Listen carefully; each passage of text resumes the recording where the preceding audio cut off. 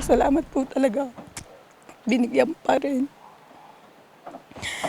Kasi sabi po nung mga nakakita sa amin dyan na kami daw po yung swerte na walang namatay. Kasi kalimitan daw pong aksidente dyan, pinamamatay. Nauwi sa trahedya ang masaya sanang family bonding na magkakapamilya mula Nueva Ecija sa Baguio City.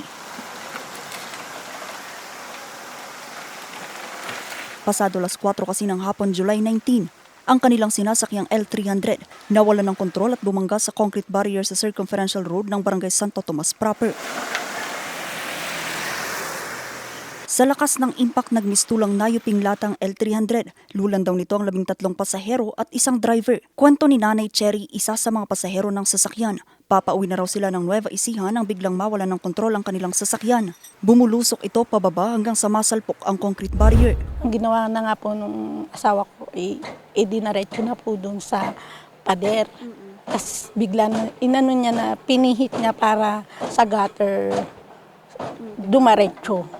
Kasi kung yung impact siguro namin, kung malakas din yun, siguro doon kami kukunin sa ilalim.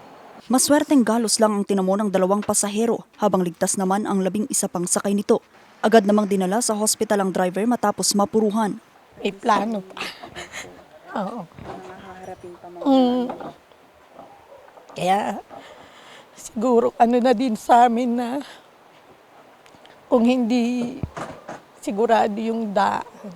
Kasi kami sa Waze eh. Yung Waze yung aming doon sa daan. Kasi dito din kami dumaan nung paakyat kami. So dito din kami pababa. Lahat po ng occupants, yung driver lang yung nagkaroon ng minor injury sa forehead niya. May gas-gas sa kanyang ulo. So, yun po yung dinala natin sa ospital for medical treatment. Sa investigasyon ng Baguio City Police Office Station 10, lumalabas na mechanical error ang naging sanhi ng pagkawala ng kontrol ng sasakyan. Dahil umulan ng konti, madulas yung kalsada, so nag-attempt po tong driver na mag-change to low gear.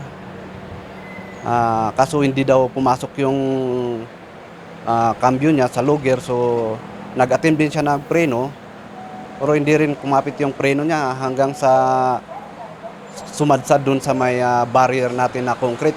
Itinuturing ng Baguio City Police Office Station 10 na accident-prone area ang lugar sa dami ng insidenteng na itatala rito.